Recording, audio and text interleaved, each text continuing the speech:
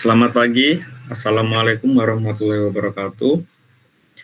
Waalaikumsalam warahmatullahi wabarakatuh. Selamat pagi semuanya, perkenalkan kami dari kelompok 4 yang akan menjelaskan dua teori, yaitu Diffusion of Innovation Theory dan Use and Gratification Theory. Sebelum kita membahas dua teori ini, kami akan memperkenalkan anggota kelompok kami, Bintang Rahmadana Firmansyah. Saya Amanda Aurelia Putri. Saya Ninur Asmara.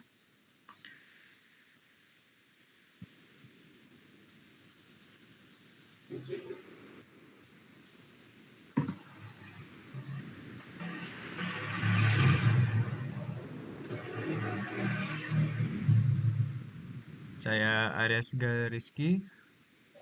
Saya Indira Putri Absari Hanansyah. Saya Nafisa Fatma Aziza. Baik, terima kasih. Selanjutnya kita akan langsung masuk ke teori pertama, yaitu Diffusion of Innovation Theory. Untuk definisi dan tahapan akan dijelaskan oleh Fatma. Terima kasih Bintang atas kesempatannya. Jadi, apa itu Diffusion of Innovation Theory? Jadi, teori ini tuh menjelaskan bagaimana ide, produk, atau kebiasaan baru itu bisa menyebar di masyarakat. Contohnya kayak waktu pertama kali orang mulai pakai aplikasi TikTok. Awalnya kan cuma sedikit yang pakai. Terus makin banyak orang ikut-ikutan sampai akhirnya jadi populer banget. Nah, jadi intinya teori ini tuh menunjukkan proses penyebaran hal baru dari satu orang ke orang lain sampai akhirnya diterima secara luas.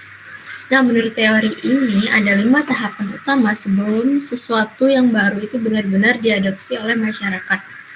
Yang pertama adalah awareness atau kesadaran.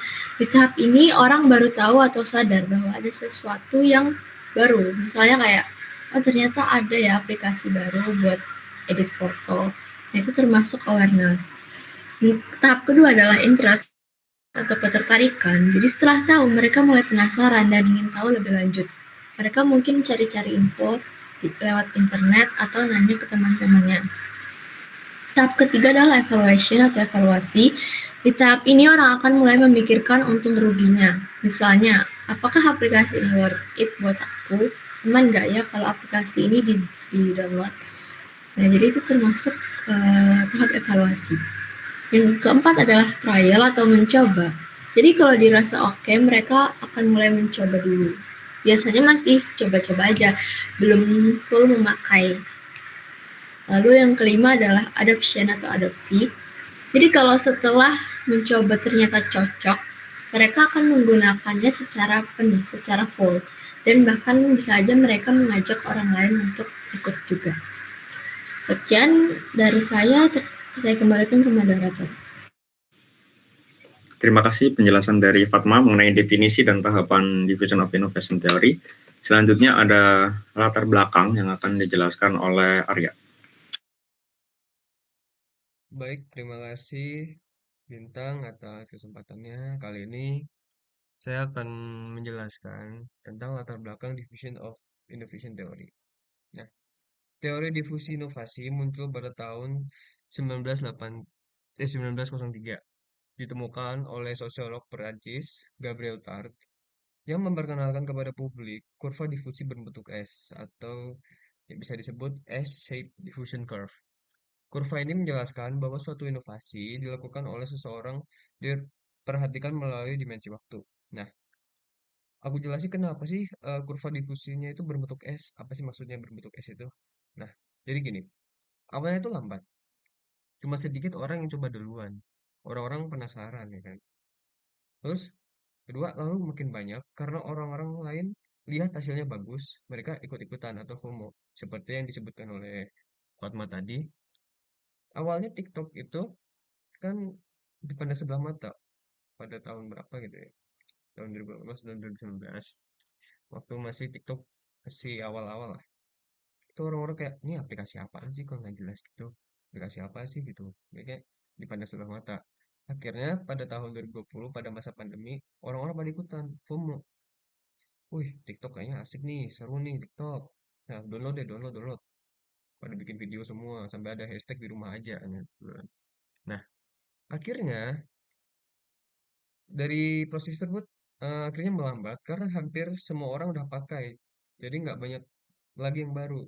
Yang seperti tahu kan TikTok udah besar nih, jadi nggak ada lagi yang baru. Paling ya tambahan live stream gitu ya.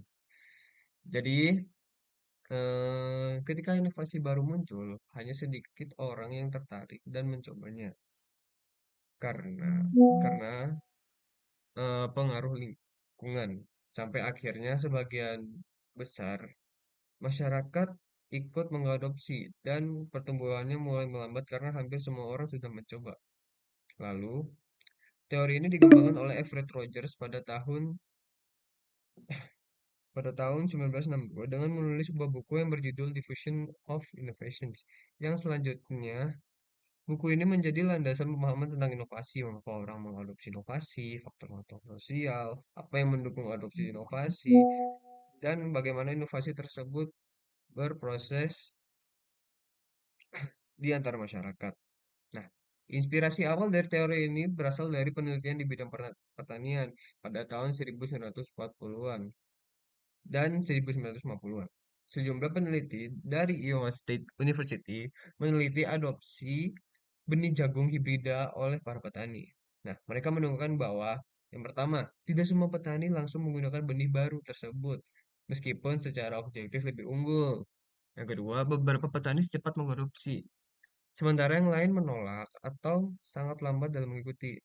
Nah, dari hasil penelitian ini menunjukkan bahwa inovasi yang baik sekalipun tidak serta-merta langsung diterima oleh semua orang. Ada proses sosial yang mengaruhi eh, keputusan setiap individu dalam menerima hal baru. Itu saja penjelasan dari latar belakang. Saya kembalikan ke moderator. Terima kasih. Terima kasih dari Arya untuk penjelasan latar belakang dari teori ini. Selanjutnya kita akan sebenarnya ada contoh dari teori ini yang akan dijelaskan oleh Putri.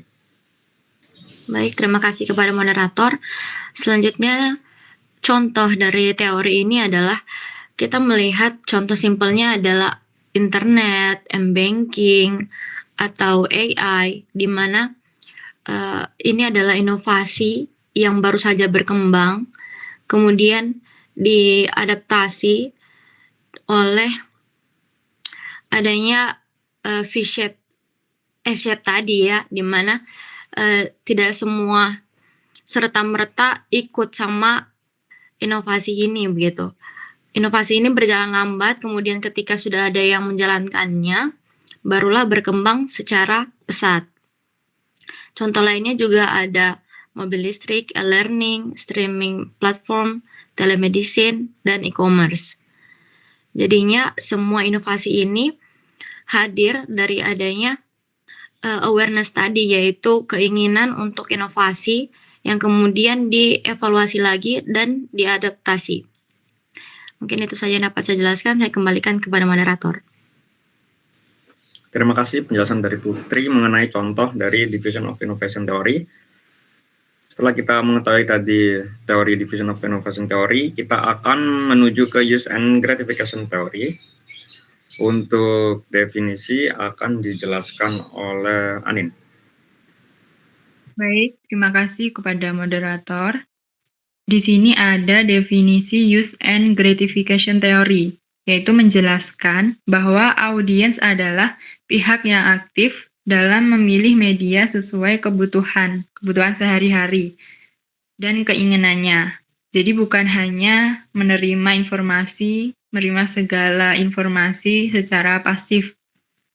Setiap orang punya alasan berbeda saat menggunakan media, seperti ingin menonton hiburan, mencari informasi, atau merasa terhubung dengan orang lain dari jarak jauh. Teori ini dikembangkan oleh Elihu Katz, J.G. Blumler, dan Michel Gurvitz yang meneliti bagaimana kebutuhan psikologis dan sosial mendorong orang untuk mengakses media tertentu. Jadi intinya teori ini itu melihat media sebagai alat untuk memenuhi kebutuhan sehari-hari. Seperti itu. Saya kembalikan lagi ke moderator. Terima kasih penjelasan dari Anin mengenai definisi dari use and gratification theory. Selanjutnya ada latar belakang dari teori use and gratification theory. Jadi teori ini itu lahir sebagai respon terhadap teori-teori komunikasi sebelumnya yang menganggap audiens itu pasif dan media sangat berpengaruh secara langsung, seperti dalam teori jarum hipodermik yang sudah dijelaskan oleh kelompok-kelompok sebelumnya. Namun seiring dengan perkembangan media dan metode komunikasi, peneliti itu menyadari bahwa sebenarnya audiens itu bersifat aktif, bukan pasif. Jadi audiens itu tidak semerta-merta hanya menerima, melainkan audiens memiliki kontrol dan secara sadar memilih media yang sesuai untuk memenuhi kebutuhan mereka, seperti mencari informasi, hiburan, dan hubungan sosial. Teori ini sendiri dikemukakan oleh Herta Herzog pada tahun 1944 dan dikembangkan oleh 3 peneliti yang sudah dijelaskan oleh Anin pada tahun 1970-an. Selanjutnya dalam teori ini sendiri ada 5 prinsip dasar. Yang pertama adalah audiens bersifat aktif. Dalam teori ini tadi seperti yang sudah saya jelaskan, audiens itu tidak bersifat pasif, melainkan aktif memilih media berdasarkan kebutuhannya masing-masing. Seperti misalnya seseorang secara sadar memilih menonton video edukasi di YouTube untuk belajar, dan itu bukan karena kebetulan. Yang kedua adalah media bersaing untuk memenuhi kebutuhan. Kita semua tahu bahwa media itu ada banyak jenisnya, ada TV, radio, media sosial, dan lain sebagainya. Dan mereka semua itu bersaing demi memenuhi kebutuhan audiens yang berbeda-beda juga. Tentunya yang ketiga ada individu mengetahui dan mengarahkan kebutuhannya sendiri. Audiens mengetahui alasan mereka menggunakan media dan mampu mengarahkan perilaku pengguna sesuai tujuan tertentu. Misalnya saat seorang merasa bosan, mereka ingin membuka TikTok untuk hiburan, misal. Dan kemudian jika mereka ingin mengetahui berita terkini, mereka bisa membuka portal berita online dan lain sebagainya. Yang keempat ada media digunakan untuk memenuhi berbagai kebutuhan. Berkesinambungan dengan yang ketiga tadi, bahwa media ini memiliki tujuannya masing-masing, kayak misalnya ingin belajar, mencari hiburan, membangun identitas, dan menjalin komunikasi. Dan yang kelima ada interpretasi media berbeda pada setiap individu. Jadi respon isi media yang dilakukan oleh individu berbeda-beda, tergantung latar belakang dari pengguna itu sendiri, seperti usia, pendidikan, pengalaman hidup, dan lain sebagainya. Kemudian ada kekurangan dan kelebihan dari teori ini akan dijelaskan oleh Anin. Baik, terima kasih kepada moderator. Di sini ada kelebihan dan kekurangan use and gratification theory. Yang pertama ada kelebihan, yaitu memfokuskan perhatian pada individu dalam melihat proses komunikasi massa dalam penggunaan medianya. Yang kedua ada respect pada kemampuan intelektual dari pengguna media. Yang ketiga ada juga menyediakan analisis yang mencerahkan bagaimana pengguna berinteraksi dengan isi media. Ada juga kekurangannya. Yang pertama bergantung pada analisis fungsional yang dapat menciptakan bias terhadap status quo. Yang kedua, tidak dapat dengan mudah memberi petunjuk ada tidaknya efek. Yang ketiga, banyak konsep-konsep kuncinya dikritik karena tidak dapat diukur. Begitu. Saya kembalikan ke moderator. Baik, terima kasih penjelasan dari Anin mengenai kelebihan dan kekurangan dari teori ini. Selanjutnya ada contoh yang akan dijelaskan oleh Indira. Baik, terima kasih atas kesempatannya moderator. Untuk contoh kita ambil dari studi kasus dari seorang pelajar yang setiap malam membuka aplikasi TikTok sebelum tidur. Kalau kita lihat dari teori ini, perilaku tersebut bukan sekadar kebiasaan iseng, tapi sebenarnya mencerminkan kebutuhan-kebutuhan tertentu yang ingin dipenuhi melalui media. Yang pertama dari sisi hiburan, TikTok digunakan untuk menonton konten yang lucu atau ringan sebagai cara untuk menghilangkan stres setelah seharian belajar. Yang kedua ada aspek informasi. Banyak pelajar sekarang menggunakan TikTok untuk mendapatkan tips belajar, review buku, atau bahkan berita terkini yang disampaikan dengan cara kreatif dan mudah kita pahami. Lalu dari identitas pribadi, pelajar seringkali mengunggah video yang mencerminkan minat atau kepribadian mereka, misalnya tentang hobi, bakat, atau pandangan tertentu dari suatu berita. Ini menjadi cara mereka untuk mengekspresikan diri dan membentuk citra di mata publik, di mana terakhir ada aspek interaksi sosial, di mana mereka berkomentar, menyukai video, atau berbagi konten dengan teman. Nah, aktivitas ini membantu mereka merasa terhubung dengan lingkungan sosial meskipun hanya secara online atau daring. Jadi, dari kasus ini kita bisa melihat bahwa media dalam TikTok bukan hanya alat hiburan semata, tetapi juga memenuhi berbagai kebutuhan psikologis dan sosial penggunanya sesuai dengan yang dijelaskan oleh use and gratification theory. Terima kasih, saya kembalikan ke moderator. Terima kasih penjelasan dari Indira tentang contoh dari use and gratification theory. Dan demikianlah presentasi dari kelompok kami mengenai dua teori. Yang pertama ada diffusion of innovation theory dan kedua adalah use and gratification theory. Mungkin bagi teman-teman semua yang ingin berdiskusi lebih lanjut bisa dilanjutkan di Google Classroom. Sekian dari kelompok kami, kurang lebihnya mohon maaf. Wassalamualaikum warahmatullahi wabarakatuh. Waalaikumsalam warahmatullahi wabarakatuh.